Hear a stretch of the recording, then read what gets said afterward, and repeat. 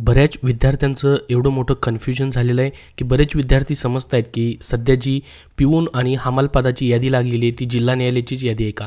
तर मित्रांनो, जिथं मी लिहिलेलं आहे उच्च न्यायालय, तर मित्रांनो ती उच्च न्यायालयाची यादी आहे. जर तिथं लिहिलेलं असतं जिल्हा न्यायालय, तर मग मित्रांनो ती जिल्हा न्यायालयाची पदभरती झाली असती.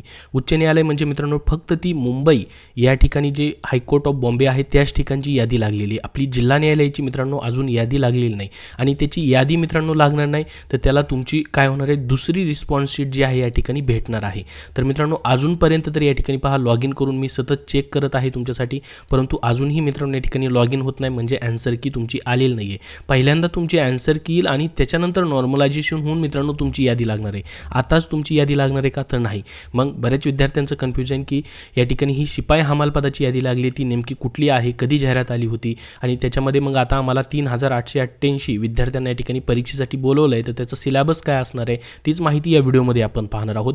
तर बघा मित्रांनो, सर्वात अगोदर ही उच्च न्यायालय मुंबईची यादी लागलेली आहे, ती जिल्हा न्यायालयाची नाही. उच्च न्यायालय म्हटलं की जिल्हा न्यायालयाशी काही संबंध येतो का मित्रांनो, तर नाही. एवढं तुम्हाला समजून घ्यायचं आहे. ही उच्च न्यायालयाची हायकोर्ट ऑफ बॉम्बेची डायरेक्टली मित्रांनो जे मेन मुंबईमध्ये ऑफिस आहे हायकोर्ट ऑफ बॉम्बेचं, तिथली त्या ठिकाणचं जॉब लोकेशन आहे. जिल्हा न्यायालय म्हणजे प्रत्येक जिल्ह्यामध्ये वेगवेगळं जिल्हा न्यायालय, त्या ठिकाणची जिल्हा न्यायालयाची यादी असणार आहे.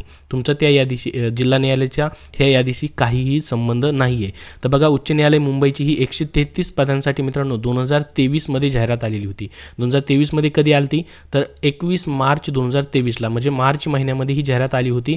त्याच्यानंतर मित्रांनो याच्यात जवळपास 2 शॉर्टलिस्ट लागल्या होत्या. याची शॉर्टलिस्ट लागणार होती या ठिकाणी 5000 विद्यार्थ्यांची पहिली शॉर्टलिस्ट लागली, त्यानंतर 2632 विद्यार्थ्यांची, आणि मग डायरेक्टली आता मित्रांनो 5000 आणि 2000 मधून 3888 विद्यार्थी फक्त त्यांनी लेखी परीक्षेसाठी पात्र ठरवलेले आहेत. आता मग यांची लेखी परीक्षा होणार आहे, त्याचा अजून टाइम टेबल वगैरे आलेलं नाही आहे. मग याची लेखी परीक्षा कशी होणार आहे तेही तुम्हाला सांगतो. बघा, तुमची 30 गुणाची लेखी परीक्षा होणार आहे. ठीक आहे. लेखी चाचणीसाठी प्रश्नपत्रिकेमध्ये वस्तुनिष्ठ नानाविध निवडीचे प्रश्न असतील, म्हणजे ऑब्जेक्टिव्ह टाईप प्रश्न असतील. इथं काय याचा सिलेबस आहे तो त्यांनी दिलाय का, तर नाही. तर याचा अर्थ आपण समजून जायचं मग की या ठिकाणी सामान्य ज्ञान असू शकतं, मराठी व्याकरण असू शकतं, इंग्रजी व्याकरण असू शकतं, याच्यावरती प्रश्न असू शकतात. तर तुम्हाला 2018मध्ये झालेली शिपाई हमाल पदाची परीक्षा पाहिजेत मित्रांनो, कारण की ऑफलाईन पद्धतीने स्वतः न्यायालय काय करणार आहे, उच्च न्यायालय ही परीक्षा कंडक्ट करणार आहे. तर याचं लेखी परीक्षेचं ठिकाण वगैरे मित्रांनो मुंबई असू शकतं मे बी, परंतु तुम्हाला ऑफिशियल वेबसाईटवरती आता लिस्ट लागली आहे म्हणल्यानंतर पुढची प्रोसेस लगेच होणार आहे. जे हॉल तिकीट येतील तुमचे, त्यानंतर तुम्हाला त्याचं परीक्षा शुल्क 125 रुपये या ठिकाणी भरायचं आहे. लेखी परीक्षा तुमची या ठिकाणी घेतली जाणार आहे 30 गुणाची, आणि त्यानंतर मग शारीरिक क्षमता चाचणी, जी चापल्य स्वच्छता चाचणी वगैरे जी आहे ती या ठिकाणी घेतली जाणार आहे, आणि 10 मार्काची तोंडी मुलाखत घेतली जाणार आहे. टोटल 50 मार्काचं या ठिकाणी काय असणार आहे, तुमचं ही परीक्षा असणार आहे.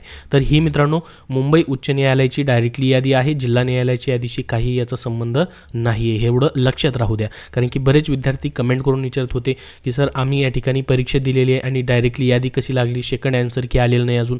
तर त्याच्यामुळे भरपूर साऱ्या विद्यार्थ्यांचं कन्फ्युजन झालं, आणि मी उच्च न्यायालय म्हणूनच या ठिकाणी मित्रांनो सर्व ठिकाणी देखील तुम्हाला सांगितलं की ही उच्च न्यायालयाची यादी आहे. कालच्या व्हिडिओमध्येही सांगितलं की उच्च न्यायालयाची आहे.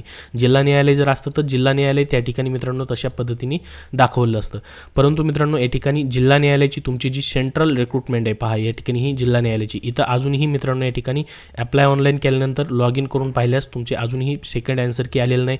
तर तुम्ही म्हणाल की मग आता ही कधीपर्यंत येईल सेकंड ॲन्सर की, तर बघा मित्रांनो प्रत्येक व्हिडिओमध्ये आपण सांगितलेलं होतं की मार्च महिन्याच्या 16 तारखेनंतर किंवा 15 तारखेनंतर मार्च एंडिंगपर्यंत कधीही ॲन्सर की येऊ शकते.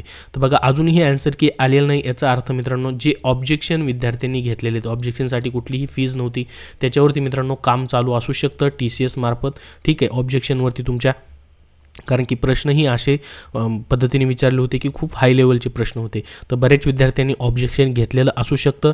आणि ऑब्जेक्शन नंतर मित्रांनो नॉर्मलायझेशन देखील करून तुमच्या दोन्हीही मार्क्स आफ्टर ऑब्जेक्शन आणि आफ्टर नॉर्मलायझेशन असे दोन्हीही मार्क्सच्या लिस्ट तुमचे एकाच वेळी येऊ शकतात. तर एवढा वेळ ते घेत आहेत म्हणजे मित्रांनो तशा पद्धतीने देखील काम चालू असू शकतं, किंवा फक्त ऑब्जेक्शनचे मार्क्स देखील तुमचे येऊ शकतात.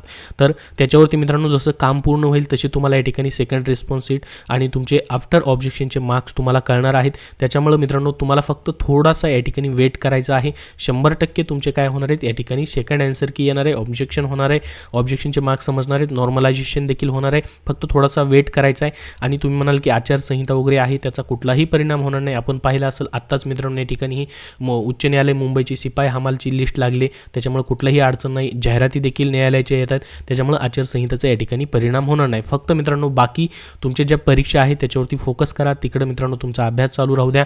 किंवा नवीन फॉर्म येत आहेत सेंट्रलचे असतील किंवा सरळ सेवेचे, कुठलेही सरळ सेवेची ते सध्या जाहिराती येत नाहीत, परंतु सेंट्रलचे जाहिराती येतात, तिथं तुम्ही अर्ज भरून तुमचा अभ्यास चालू ठेवू शकतात. आपल्या चॅनलवरती रोज तुम्हाला नवीन जाहिरातीविषयीची अपडेट भेटत राहतात. याच्यासाठी मित्रांनो तुम्हाला फक्त वाट बघायची आहे. कधीही याद्या, कधीही तुमची सेकंड आन्सर की आफ्टर ऑब्जेक्शन, आफ्टर नॉर्मलायझेशनचे मार्क्स प्रसिद्ध होऊ शकतील. तुम्हाला जसे अपडेट येईल मित्रांनो याच्याबद्दलचं, तसं तुम्हाला आपल्या टेलिग्राम चॅनलवरती सर्वात अगोदर भेटेल. त्यासाठी आपला चॅनलही जॉईन करा, त्याची लिंक डिस्क्रिप्शन बॉक्समध्ये आहे. तर या व्हिडिओमध्ये मित्रांनो एवढीच महत्त्वाची माहिती. जसे नवीन अपडेट येतील अजून तशी वेळोवेळी तुम्हाला भेटत राहतील. धन्यवाद.